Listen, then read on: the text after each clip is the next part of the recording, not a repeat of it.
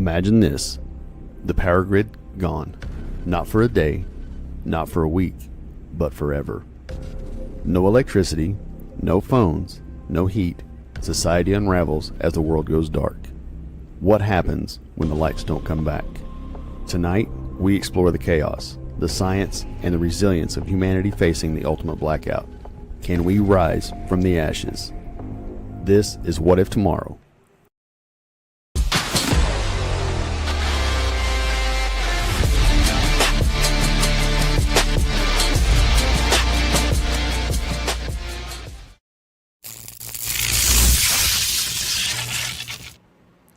Welcome to another episode of the What If Tomorrow podcast. I'm Philip. And I'm Mark. And I kind of want to recap. We're kind of trying to get a new start, kind of trying to get I guess you could say, a relaunch. I guess you could say we've been trying that for the last few episodes. We're trying to freshen up the show. Right. But if you're a new listener, welcome for one. Two, on this show, we cover pretty much, I mean, the name says it all. You know, what if scenarios, what happens if something happens tomorrow, you know, and we try to give you the best advice to our knowledge, which is extensive-ish. But we try to give you some good, solid advice. Am I too loud on the mic, or is that just on my end? No, you sound fine from my end, how I sound. Hey, thanks, Enzo. Okay, good. I just want to be sure. I've had to kind of mess with it, been doing some recording and stuff like that. But I want to, you know, try to reintroduce us. We've been doing this for 5 years, or almost 5 years. August to be 5 years, won't it? Yeah. You know, but I want to kind of recap everything. I mean, we talk general preparedness on this show. Early on, we started off, we were kind of mixing the paranormal. Then we do like one preparedness show a month. I know they're not related, but Mark and I, these are subjects Mark and I are really interested in. But what, a year or so into it, we decided to split the shows. We were kind of chatting about it backstage. You know, we decided to split the shows. 1 or 2 years in. And just focus on this show just being about preparedness, about situations and all that. And then, you know, on the fringe, you know, What If Tomorrow on the Fringe on YouTube is more the paranormal podcast. I've kind of stepped away from it to kind of try to focus on this one. I still step in from time to time just to join Mark and the girls. You know, Pam and Jess are phenomenal hosts. And great people, you know, so you guys, if you're interested in that side, go check out on the fringe. But yeah, I just wanted to kind of step back out and say, hey, you know, come join us, learn with us. I mean, because we don't claim to be the end all be all in the preparedness sphere. We are learning just as much as you guys, you know, through our research and, you know, what we're learning to tell you guys. We are learning also. So if you have something new, something fresh that we haven't spoke about, by all means, throw us comments. Join us on the live. Absolutely. If you're not on the live, you know, welcome anyway. If you're going to watch this later on YouTube, welcome. You know, we want this to be a community. I mean, Mark and I, last year, we hit building a community hard on the show because community is so important, especially in a preparedness situation. But tonight, we're talking about when the lights go out, you know, whether it be through an EMP, a CME, you know, coronal mass ejection, which we just had a near miss. I mean, Northern Lights were able to be seen down as far as us, and we live in southeastern Kansas. Mark, I mean, he could spit across the border. That's where he's at. If the wind's right, I can hit Oklahoma. Yeah. I mean, so we're on the southern border of Kansas, and for the third or fourth time in the last year, we've been able to see the Northern Lights. So it's a real possibility. I'm not going to say a threat, but the possibility is there. It's the first time I've been able to see him with the naked eye. Yeah. In the last year or so. Yeah. So, you know, I mean, just think about being in that situation, what are you going to do if the lights do go out? How are you going to prepare for it? Are you prepared for it? What steps do you need to take to prepare for it? You know, I mean, we've seen so much going on in the last few years worldwide. You know, riots, terrorist attacks. I mean, stuff we've talked about. Wars and rumors of war. Right. It's all happening. Everything is happening. You know, financial issues. We're not out of the woods on that yet. You know, you can whatever. I mean, I'm not. We're trying, or I am trying to stay away from the political side of it. It's really tough for me. We've had that banter and discussions before, and it's always gotten into the politics and all that. We're trying to turn over a new leaf here, so bear with us. So if we do slip and get a little political, it's going to happen. So Enzo said I'll try to put up a warning. Right. Enzo said the Earth's magnetic field is weakening right now, getting ready for a pole flip. We'll see a lot of more auras during the next few years.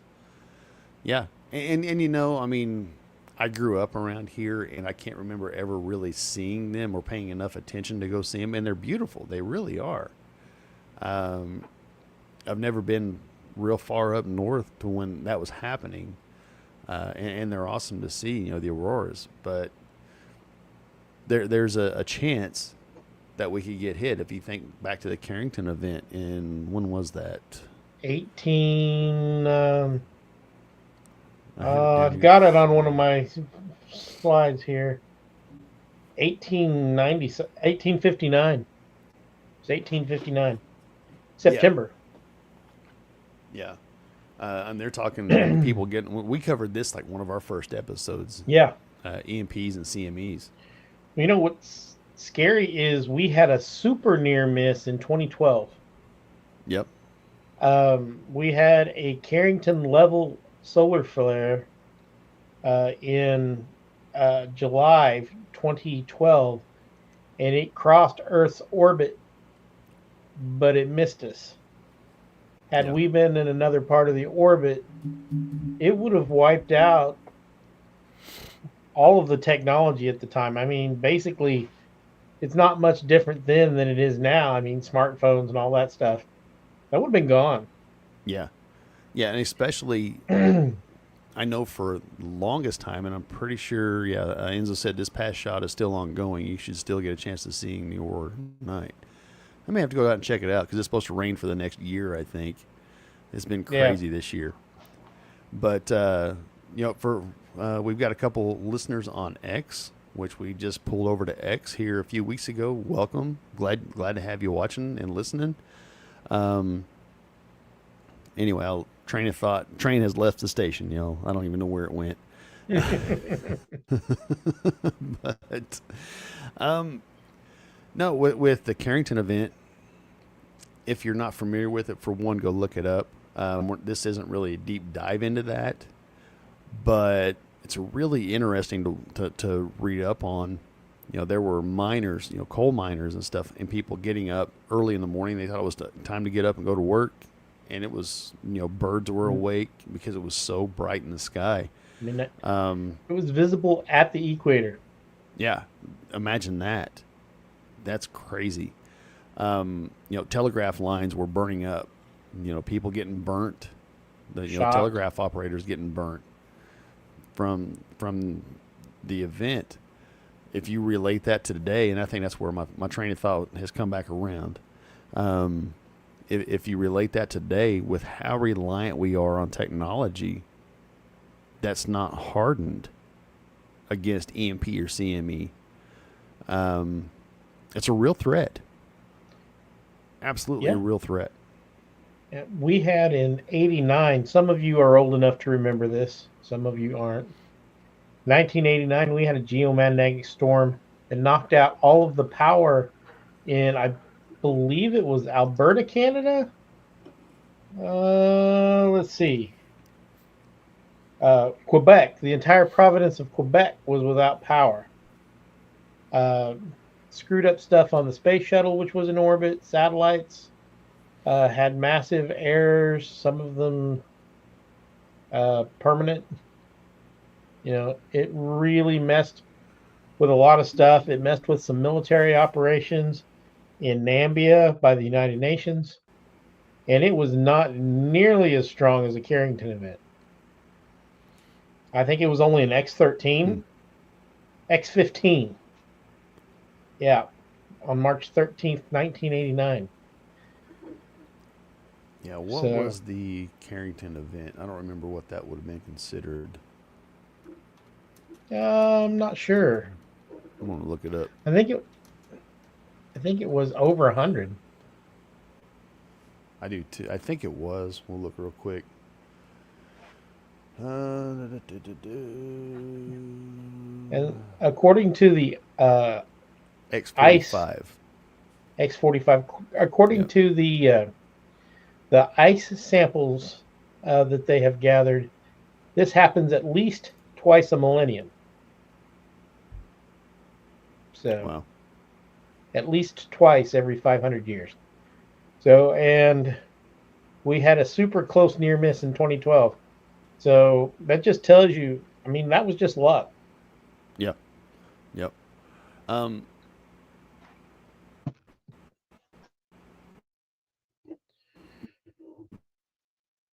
Still there? But just imagine, like I said, yeah, can you hear me? Yeah, you cut out there for a little bit. Okay. Like I said earlier, imagine what the world without electricity would be like. There'd be no lights, no refrigeration, obviously no internet. You wouldn't be able to hear from us. The modern infrastructure, like we were just talking, as reliant as we are on technology. And on the technology side, think about this. Was it last episode we did an AI show? Yeah. Right now, AI is only using 3% of our power grid. By 2030, maybe sooner, they're expecting it to need 99% of our power grid for all the server farms and all that. That's why the president is trying to get rid of all the regulation and companies are going to start building their own nuclear power plants so they can run the service or run the electrical service just for the server farms. And now with today's technology, nuclear power plants will be a lot smaller, a lot cleaner. I mean, it's the cleanest form of energy there is anyway. Yeah, and a lot safer. A lot safer, yes. Let's see, Enzo, if you recall the big blast we got last year around this time, it sideswiped us and directly hit Mars. The rovers were picking up the equivalent of about 20 chest x-rays. Wow, I didn't know that. That's crazy. Yeah, and see, that's the thing about those solar flares. We get hit by x-rays, then we get hit by particles, and then we get hit by x-rays again. So, I mean, there's a lot of bad stuff going around through the air. Yep. And we're already talking about right now the causes, what could cause it.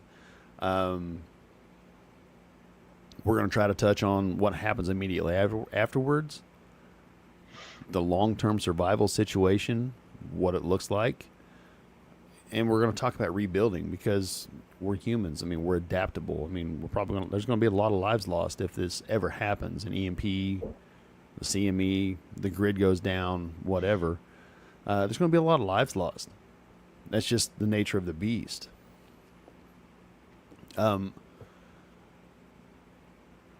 Is it plausible? I think in certain situations it is. I think in certain situations it is. Natural disasters. We've been talking about a Carrington style event. Rise of Transformers. Transformers will take years to replace. They say months to years. They estimated in that 2012, if that had hit, it would have cost up to $2.6 trillion to just fix stuff in the United States. Wow. Now imagine if that was worldwide. And it would have been. We don't build our Transformers here. They're all built overseas. So if your shipping is down, I mean, that's just a side effect of a character style event, EMP, or the grid going down totally. You know, if it's worldwide, that's just a side effect.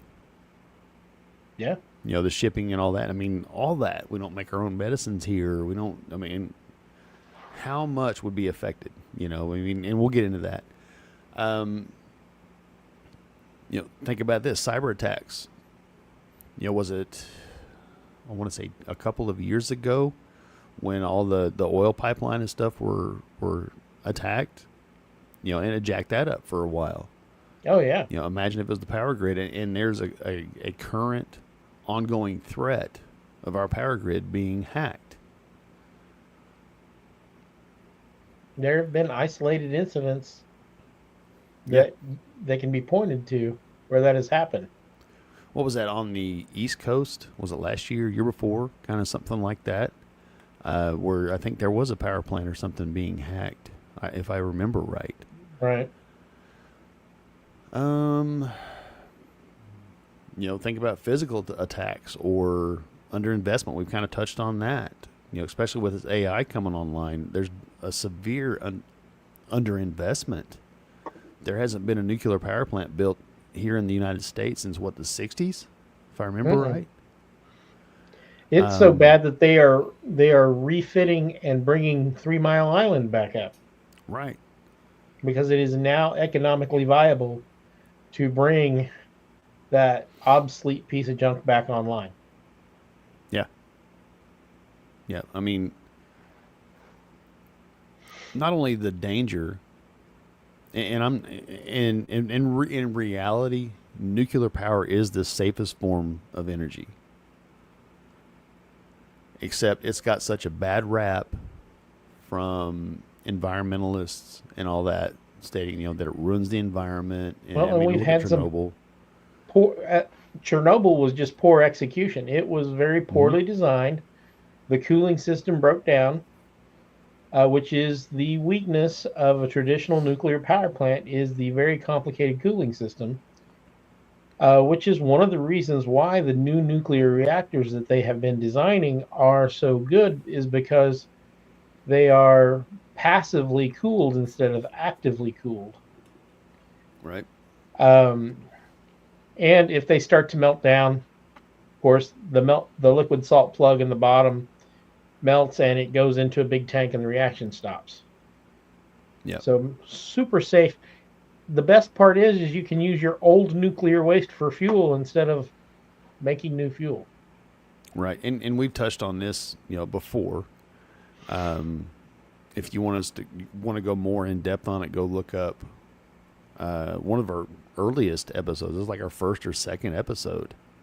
It's really bad. I mean, you think we're bad now? Yeah, we were terrible. Yeah. But in the conclusion we drew when we first did that, or talked about it, was you can't make weapons out of like thorium and stuff like that. You don't have that weaponized, nuclear waste or the uranium or the plutonium, stuff like that. The technology is there. We have the technology, but there's no money in it because on the military side of it. And before anybody steps up to, well, we need the military. I absolutely agree 100%. I support the military. I'm former military 100%. We also need cheap, safe nuclear power. Right. And on that note, I mean, we were talking about Chernobyl. I can't remember what it was, but I've read that there are certain plants growing in Chernobyl that's removing the radioactivity out of the ground in Chernobyl. I don't remember what it is, but the Earth is healing itself there. It's removing all that stuff. Yeah, nature will find a way. Right. Something else to think about when we've kind of touched on it a little bit is resource depletion. what if coal or gas or uranium, what if we deplete all that to where we can't use it? We just spoke to thorium. There's other ways, wind, and it doesn't, in my opinion, and my stats will back up my opinion, wind and solar is not there. Might never be. And it may never be. I mean, you can't dispose of the wind turbine blades. They just bury them in the ground. You can't even do that with the solar panels. They have to be stored inside. Right. Because they are toxic to the environment. There is I can't remember what the name of the city was, had their entire solar array knocked out in a hailstorm, and they are leaching poisonous elements into the ground. You can't drink the water there. Right. It's poisonous. It will kill you. From solar panels. I mean, I'm not gonna say that it will never be there. Oh, I'm sure it will be someday. And something. I mean, everybody that's listened to the show for a while know I've been on an AI kick, learning it, using it, and it's helped tremendously with knowledge and things like that. But what's to say, when AI gets better, that it takes a periodic table and say, hey, how about using these elements to make this? And I think that's a huge possibility, because it's going to think about things differently, because it does think differently. And it will. And the reason why AI will be able to come up with these revolutionary things is because it's not worried about grant money. So much of our scientific community is only worried about grant money. They have ignored fantastic ideas because there's no money in it. They're not going to get grant money for it. Yep. And it's a sad fact of life, and I get it. Mm-hmm. You got to make a living. You got to pay for your equipment. Lab equipment ain't cheap, folks. No. So. But how much? I mean, this really isn't this show, but how much of that is going to go away? You know what I'm saying? Because I was listening to a podcast today. It was totally unrelated to what we're talking about and all that. But it was talking about AI. And this person was saying, I use it all the time. It's replaced 10 employees. It's helped me, help my ROI, rate of return or whatever. Return on investment. Yeah. See, I'm not a finance guy. But it's replaced 10 employees, or it's replaced what 10 employees can do just using it on content creation and editing software, coming up with images, things like that. And it's pretty cool, because, I mean, if you watch the opener, that was the majority of it. I mean, it wasn't very long, but, it was like 40 seconds or something like that. But a lot of that was AI generated. And because the technology is not quite where I would like it, but it's coming, and it won't be long. I mean, I was messing around with it here a couple of weeks ago. That little last clip that just hit, on there.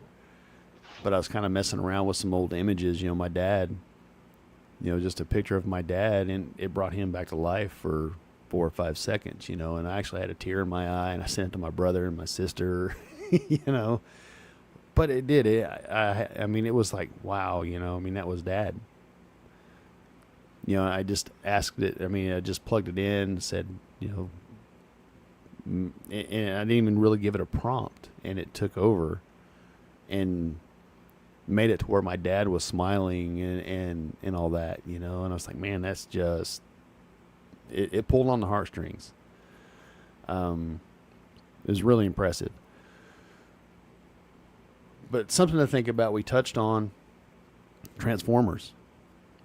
You know, the high voltage systems. If it's a global supply chain issue, if it's a global failure because the grid's interconnected. Yeah, every one of those worldwide will need to be replaced. Yeah. And if you don't have power, how are you going to rebuild it? That's the $1,000,000 question. I'm So I have a theory on that. How that would work. Well, one, we know that in the first year, 90% of the population of the world will probably die. Yep. But if something were like that to happen, one of the first things you do, one, you've got to secure yourself. You're going to have a plan in place. You're going to need to secure your libraries. Mm-hmm. Your libraries just turned into solid platinum with diamond crusties all over. Every single library. You're going to need to go through the community and collect books on how a lot of this stuff works. Your tractor clubs, like I got a tractor club down here, Antique Power Association. That's going to keep my community alive because all those old antique gassers, there's a few steam engines out there. All that stuff is going to work. And you can still plow a field with a steam engine.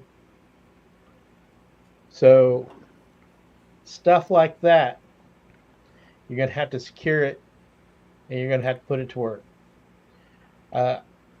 I know of at least one old belt-powered machine shop in the local area that could be converted to a water wheel fairly easily. Is an old antique belt-driven machine shop. Still does a little bit of work just to keep the old machines working. Right. Secure your museums because they have your old steam engines. They have your old stuff that you're going to have to replicate and build to keep things going until everything can be rebuilt. But with 90% of the population gone, rebuilding the grid, one's going to be difficult, but you can build smaller grids because most of your people are going to be in smaller communities. Mm-hmm. And a lot of these people are going to develop their own grids. They're going to develop their own hydropower. They're going to develop, this age of steam could come back. Your old steamships that's museum ships, those could be brought online again. A lot of them have not been, totally gutted. Right. I guess my only concern, and I mean, I agree with you, is the knowledge. Sure, we have around here, but if you lose 90% of the population of the world, let's say it's a worldwide blackout, and you lose 90% of that population, that's a ton of knowledge for one. Most of the people that have that knowledge are getting up there in years, other than a few hobbyists here and there. Your son, he's taking a blacksmithing and all that. We will need people like that. Yeah. People that are into blacksmithing and people that are into antique tractors and the old way of doing things. I mean, sure, we can plow a field, but they won't be near as productive as these big commercial farmers that provide food for the world. And that's where people will have to step up and start planting gardens and just kind of going back to the old ways, like you're talking about. And that's where your books come into play and all that. So, and that's why you and I on this show, we preach, get hard cover books, have those books on hand, not in a tablet or on your phone. I mean, we're kind of getting a little, again, ahead of ourselves, and that's fine. Sorry. No, you're good. You're good, man. But let's talk about the immediate aftermath. What's going to happen, in societal impacts. Cities are going to grind to a halt. There's no traffic lights, no public transportation, no, looting is going to start. Anytime we have seen a major disaster, if you think Katrina, what was that, 2007, I think? Yeah, something like that. It didn't take long for the looting to start. I mean, heck, when Coffeyville flooded several years ago, there were people talking about looting and all this. You see it. I mean, riots broke out, people looting, and just a couple of years ago, and it wasn't even a natural disaster. It was just riots and stuff. Political Imagine nonsense. people, yeah. Imagine people being hungry, Mm-hmm. or having kids to feed. It's going to be, in my opinion, I think it's going to be a lot worse, just for the desperation. Oh yeah. I mean, sure, you'll probably have these idiots buying, stealing TVs and tennis shoes and all that. And tennis shoes, I could say, well, okay, I could get that. You need There's shoes a for your practical feet. use for those. Yeah. Right. But if you don't have any power, what's the point? I mean, a lot of people will not have the foresight or the knowledge that this Or the might be a common permanent sense. thing. Yeah. Right. That this might be a permanent thing. Those TVs aren't going to come back. Your hospitals. Think about your hospitals, and this is where we get into the 90% death rate. Critical systems are going to fail. Hospitals are going to fail. EMS, Sure, they have fire, all of them. They have power backup, yes, but they don't have so much fuel. Once you run out of fuel, you don't have power. And that's considering whether they're hardened or not. Right. Have they invested in the technology to harden their hospital? It's fairly cheap. It would probably only cost a few $1,000s to EMP harden a hospital, which would work against a CME. Right. And that's if it's a CME or an EMP. Right. And that's another. I mean, communications are going to break down. There won't be any internet, no cell phones, because your towers aren't going to work, or when the batteries die. Same thing with radios, handheld radios. If it's a CMP or an EMP or CME or EMP, those might be fried if you're not in a Faraday cage. But if it's a terrorist attack or something like that, you've only got until your batteries are dead. Right. And then we'll look at economic collapse. You can't access your money because all your money is stored digitally. Yeah. So your money's going to be worthless. ATMs are going to be offline. Even paper money will be worthless. Right. Right. It's going to go worthless back. Now. Right. It's going to go back to a bartering system. Think about human behavior. Think about what people are going to do. They're going to panic buy. Because if you only have so much cash, you only have a certain amount of time. Like you said, money's going to be worthless. You only have a certain amount of time where people are going to take money. People are going to hoard, which, if you're in this space, the prepper or the preparedness. I don't like using the word prepper because it's got negative connotations. It does. Ever since that, Doomsday Prepper show came out, and I've watched it, and it's good for a laugh. I think the people have the right idea, but I think the way it was framed was to make these people look like lunatics. Yeah. And that's where the term prepper, I think, has really gotten a negative connotation. And that's just my opinion. So I don't like to use the word prepper. I like preparedness, emergency preparedness, or whatever you think about in that aspect.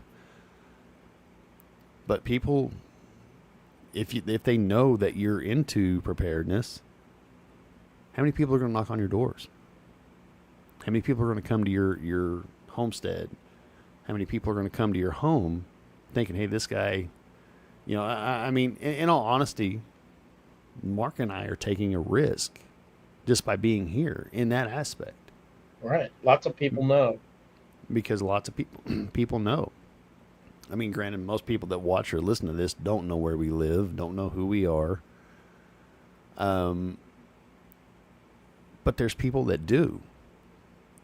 And, I've said it 1,000 times on here. I mean, part of me wants to say, well, if you didn't do anything to, participate and to help prep and all that, I'm going to turn you away. I cannot do that. That's not me. I won't be able to do that. Am I going to say I'm going to give you everything for free? No. Negatory, Ghost Rider. I'm willing to help, but man, you got to help me too, one way or another. Help me do something, build something. I mean, it's just things like that. I mean,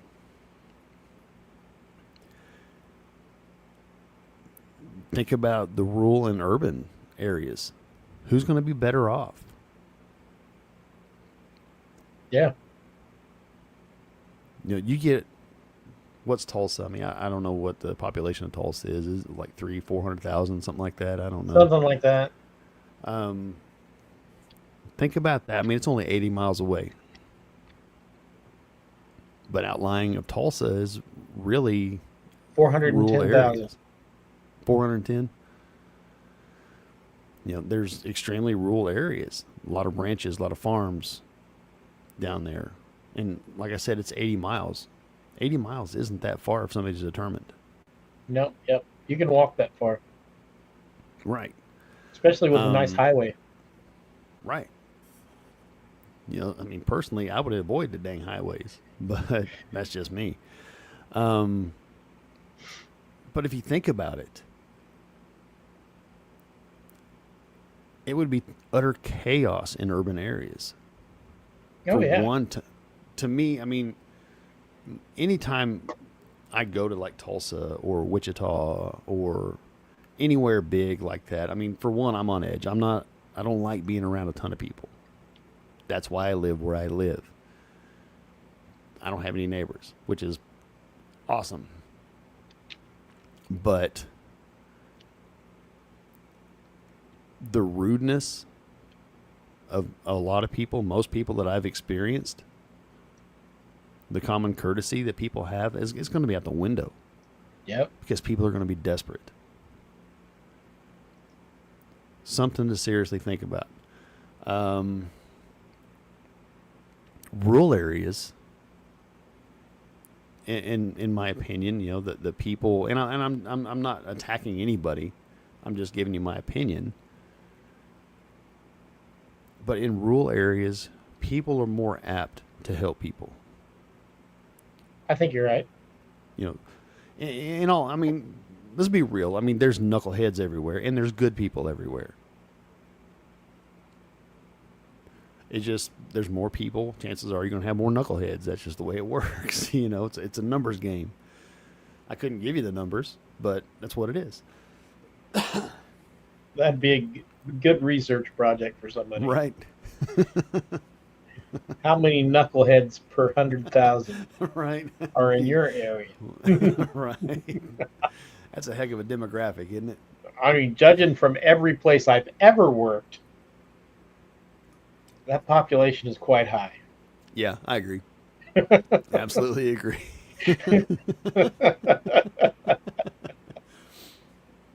But yeah, think about, the urban and rural areas. Sorry. But think about society's dependence on electricity. We've already hit that. I mean, you got to have it. It's to survive right now, it's a survival must have. Because most people don't have the knowledge of how to live without electricity. Those people are few and far between now. We're losing them.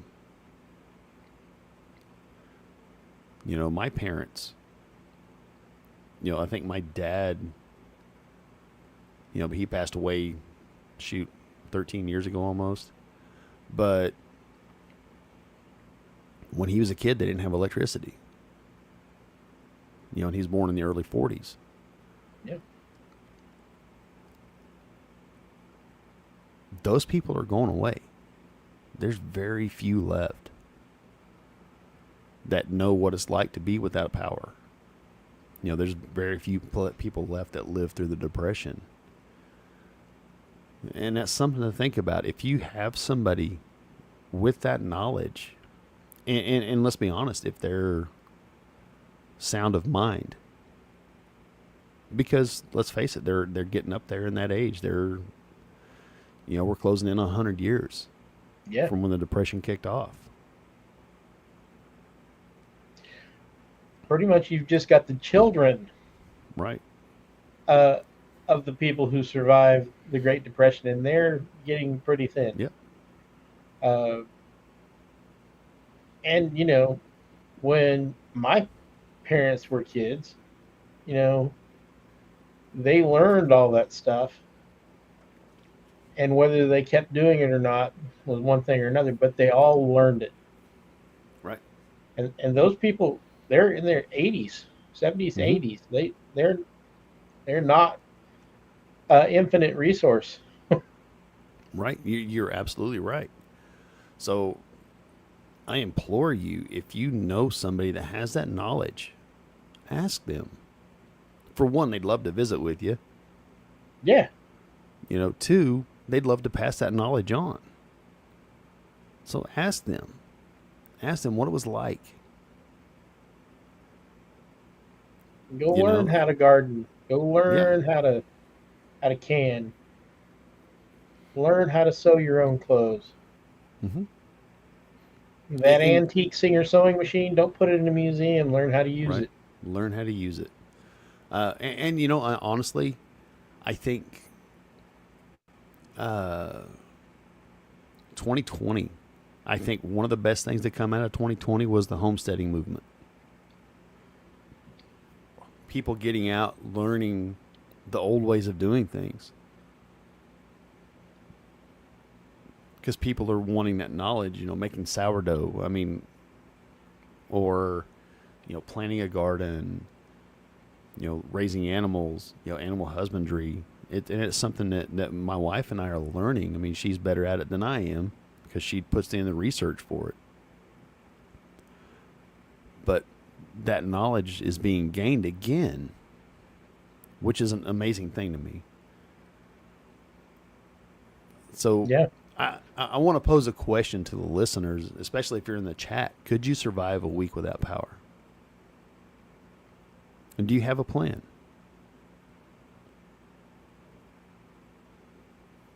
Something to think about. Food for thought. You and I both have a plan. Exactly. You got to have a plan. I mean, there's a saying in the military, all plans, what is it? No plan survives contact with the enemy. Exactly. There we go. I lost it for a second. Maybe we should change names. My brain's actually working halfway decently. Right. I know. For a Mine's change. like all jacked up here. This is totally opposite. We're changing roles today. Oh. Right. We're throwing everybody for a loop. Woo! All right. So we've discussed the immediate aftermath. We've discussed causes. Let's discuss long-term survival. How are you going to adapt when the lights go out? What are you going to do to adapt? Let's say the events happened. We've gotten through the initial aftermath. You're making it. There's huge die-off of people. Let's go forward 5 years and think about the rural communities. Because let's face it, chances are the cities aren't really going to be much anymore. They're going to be a resource zone. Right. And we're not talking like zombie apocalypse type thing. I mean, we're talking realism. People are going to leave the cities.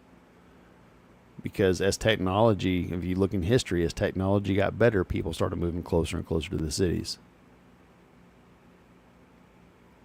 They went from being a subsistence farming. There we go. To factory workers, because that's where the work was. Grocery stores or markets started popping up. Things like that, making it more convenient for people. that's going to go away. I truly believe that.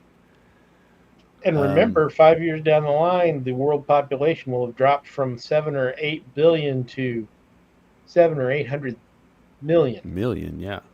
Yeah, less than a billion Yep. worldwide. Yeah, it's going to be, if that happens, you hear of history and Actually, all the that. third world countries will actually make out pretty good. Absolutely They'll become the new will. world powers. Yep. The Amish, will, it'd be like nothing happened. But let's think about, 5 years. You're in a community, or you have a community. You may not be in a community, but you have a community of people around you helping you, because I don't care what anybody says, and I know I've said this 1,000 times on this show. You can't do it alone. No. There's no way possible for you to do it alone. Everybody brings something to the table. Whether it be mechanics, whether it be farming, whether it be animal husbandry, fishing, hunting, things like that. But I know you touched on this a little bit earlier, Mark. Let's think about, 5 years down the line, you're going to have energy alternatives, because I think people will find a way to get power back, whether it be through windmills, water mills, old tractors, steam engines, things like that. Natural gas wells. Right. The technology's there. It's just people will have to relearn how to tap into it. We've already talked about that. Let's talk about food and water. Agriculture.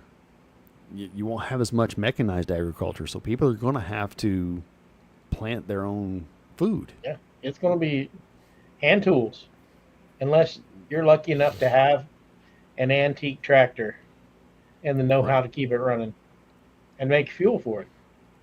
Right. Gasoline's only good for a year. Yeah, it's not good for very long. Diesel's a little bit longer. Plus diesel will also, diesel engines will burn different types of fuel. Peanut oil, fry oil. Yep. So, but that's all life limited. Yeah.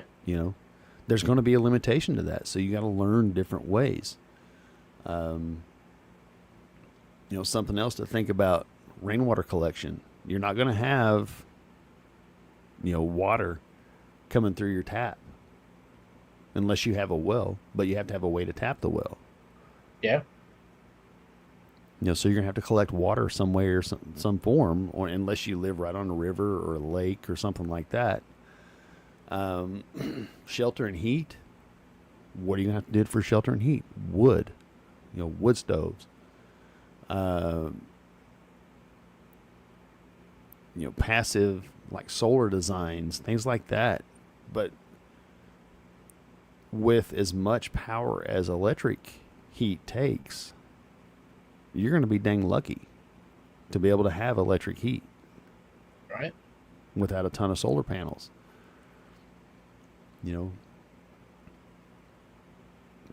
Transportation, think about that. Horses, bicycles. Cars aren't going to be, if anything, they're going to be few and far between. Right. And chances are they're going to be diesel. Yeah. And then this is something we've already hit on too, is knowledge, preservation of knowledge. We've already hit on that. Books, physical books, things passed on orally, knowledge passed on. That's why I say talk to those people that live through times like these, with no power or seriously rough time. Hold on. I'm dying here. We're all dying, Phil. Right. It's just a matter of how fast. Society will shift. Like we were talking, people are going to be leaving the urban centers. The economy is going to be totally different. It's going to be based more on barter, through skills, through resources, You know, if you're going to be trading a dozen eggs for somebody to fix your roof or whatever, you know, unless it's Fallout style, then, you know, bottle caps and things like that. So, whatever the going currency is, but chances are it's going to fall back to a barter system. That's where a lot of different knowledge comes into play. You know, if you know how to make moonshine, well, you have antiseptic, you have possible fuel, you have, oh, what else? What else? I mean, the alcoholic in the neighborhood or whatever, you know. Yeah, You know, trade material. absolutely, You know how to make beer? Get to making it, boy. You're absolutely, gonna you're gonna be able to trade that for food. You can use it as food. right, Most people don't realize beer was considered a necessary staple by our because, ancestors because it's got protein in it. If it's unfiltered, it's got protein in it. It's got carbohydrates. It's safe to drink when the water's not. right. There's a really cool channel on YouTube. I don't remember the name of it, but it talks about the way that people lived and survived in the medieval times.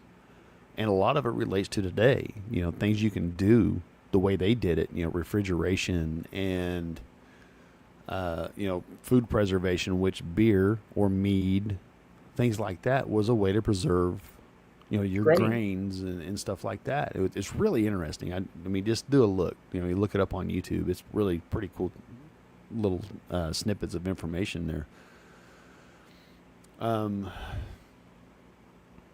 What's the potential for conflict? Let's think about that. You know, I mean, people are going to fight for resources. Yeah. That's where the community comes in. I mean, the I want to say, you know, the bigger the community, the more people you'll have to help. You know, but Yeah, you got to I think guess about I'm trying to defense. relate it. Yeah. Yeah. Um, Even in that aspect, you know, if you do have guns or what have you, ammunition is going to be a It finite is a product. yeah. Even in the United States, where there's billions of rounds, Right. it'll only last so long. You're gonna have to learn archery. Mm-hmm. Your sword collector down the street, he's all of a sudden sitting on an arsenal. Right. Yeah, You it's the know, truth. it'll get worse before it gets better. Now, unless we have a huge natural disaster that wipes everything out, I feel like we would have enough written knowledge preserved for us within a relatively few generations to get back to where we were. But it's going to take not years, it's going to take generations. Yes, I agree. And that kind of leads us into the next segment. Um, can we rebuild? Is it possible to rebuild? I think so. You know, because you don't have the infrastructure, your transformers, your power plants, all the skilled workers are, or I shouldn't say all, but the large majority of skilled workers will be gone. You know, I mean, I mean, it's like I said, it's in numbers. You know, 90%. I mean, of a town of 10,000, you're going to have 1,000 left. And that's not counting, and that's including like children, Yeah. things like that. You know, because what else are people going to do at night when the lights are out? Are you going to have huge Yeah, the families huge again? families are going to be a thing again. Right. I mean, I'm just throwing that out there. I mean, I'm not trying to be crude or nothing like that, but No, it is. But that children are also historically throughout the entire 200,000 years of human existence, children have been a labor pool. right. Help pull the weeds, help skin the animals, help find flint to nap, Yep. gather berries, what have you. you're producing your own farmhands. Yeah, and that's the truth. Yeah, I mean, in today's society, people are gonna be like, "Oh my gosh, you're that's gonna so make these kids terrible. work." Yeah, absolutely. But historically, It's you don't work, you it's don't eat. everybody. Exactly, it's everybody. Everybody on deck. That's Yeah, why you didn't hear education. People going to college and all that. Most people, my grandpa went to 8th grade. That was where he stopped. I mean, that's why, because those people are needed on the farm. yeah. I mean, even and when and I we're was a talking, kid. yeah, and we're talking, if this were to happen, we would go back to a pre-industrial civilization. You won't have your factory jobs. It's going to be, like I said, it's going to be a I can't even say that word, Subsistence. subsistence, farming. It's going to be hunting and gathering. Words are hard. Yes, they are. uh, for those of If you you're listening, listening to Mark's the got a show, I'm ticker at running the a ticker bottom across the that bottom. says words are hard. Usually we play that when I'm um, having problems. right. I'm having a rough night. I don't know why. Just big words. Big words kill me, I guess, tonight. Um, if it's a worldwide issue, we've already touched on this. Global supply, the global supply chains for material is going to be gone. Rare Yeah. earth metals, things like that. It's going to be a thing of the past. It's going to be things that are the most important things. It's food, water, shelter, fire, or heat. Yeah. That's what's going to be, and that's what it will be. I mean, sure, Repurposing. what's that? You're gonna have to learn to repurpose a Yes. lot of things. You're not going to have the throwaway society we have now, where if you get tired of it, you're just going to throw it away. You're not going to have that.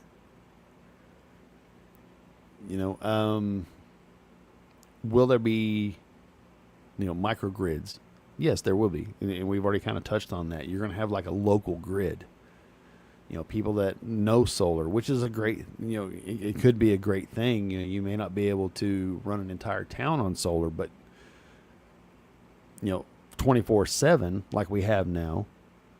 But you might have enough power for people to run power for a little while. It's good backup. Yeah, I was listening to a thing like in South Africa. There were, they would suffer brownouts. Where a few hours a day they would turn the power off. To save energy or whatever. And we hear of that happening here. Brownouts like in California and things like that, where people go out of power. And I'm afraid that if we continue on this trend, going back to AI and stuff like that, we're going to start seeing that nationwide. Oh yeah. Because AI, I think, will come to the point where if it needs the power, it's going to take the power one way or another. And that's why they're pushing to build these nuclear plants, like we talked about earlier. We've kind of touched on this, but your digital records are going to be lost. They're going to be gone. And the people with the knowledge to rebuild these systems will be few and far between.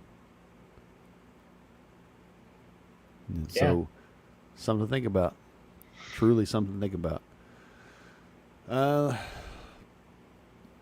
Again, we've kind of hit on all these for the path forward. Microgrids, we just talked about that. Rediscovery of older tech, we've talked about that. Steam engines, things like that. It's going to be a necessity.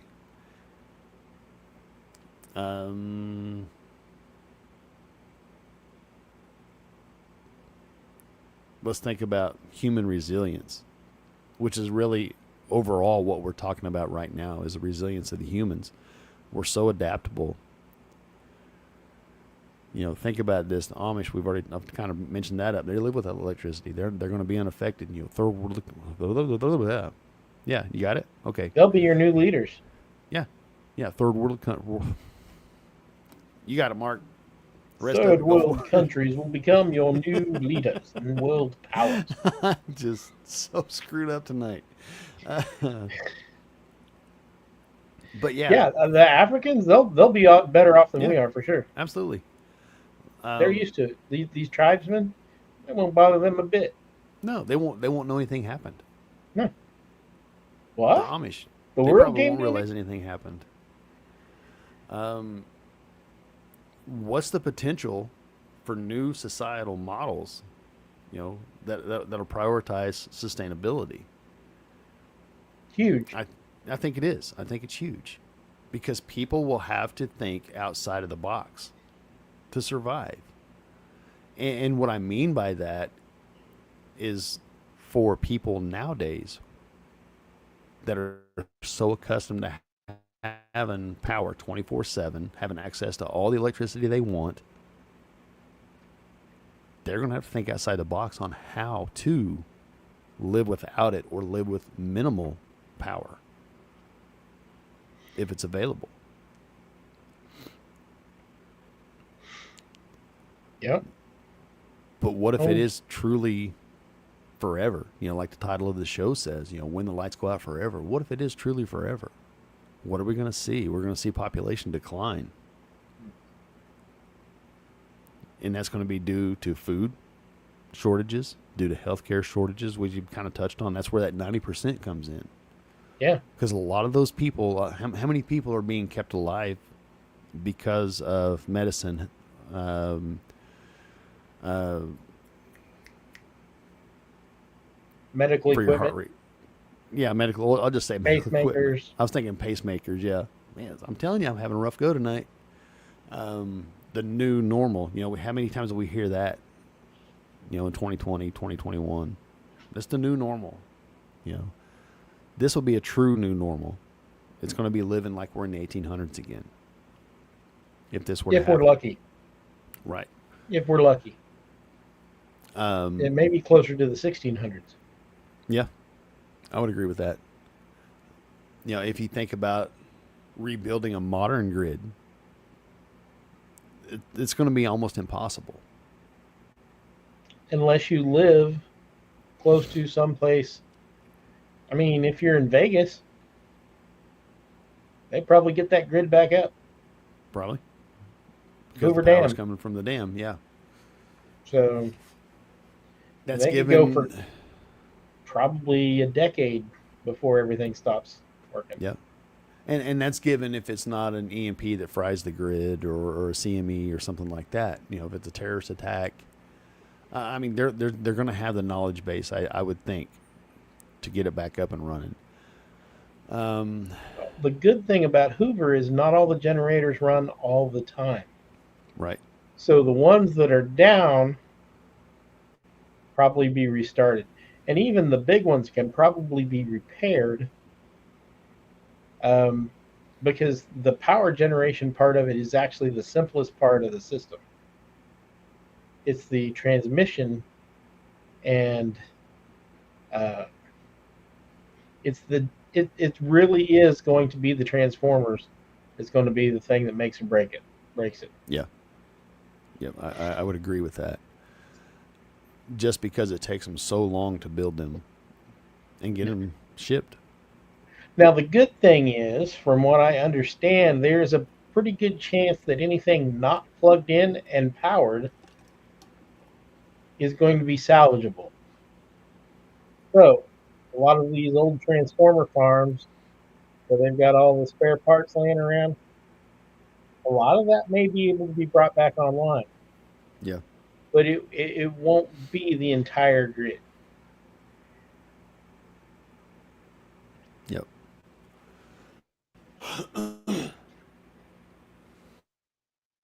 No, we just want to kind of throw this stuff out here, give you food for thought, and I want to ask you another question.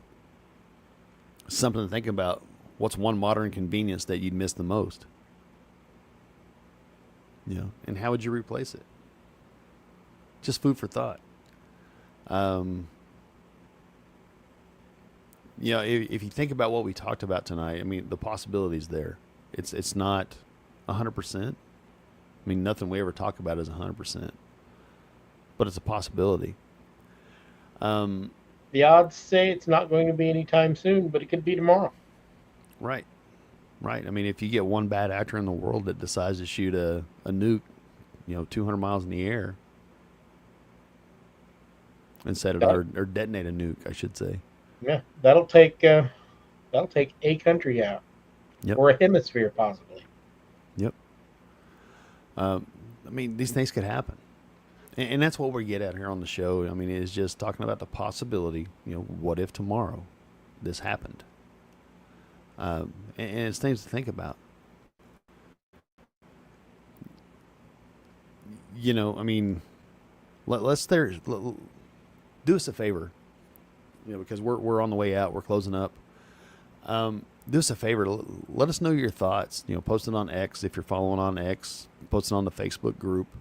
Post it on there, and just let us know your thoughts on what you would do to survive, or what you would miss the most. How would you react?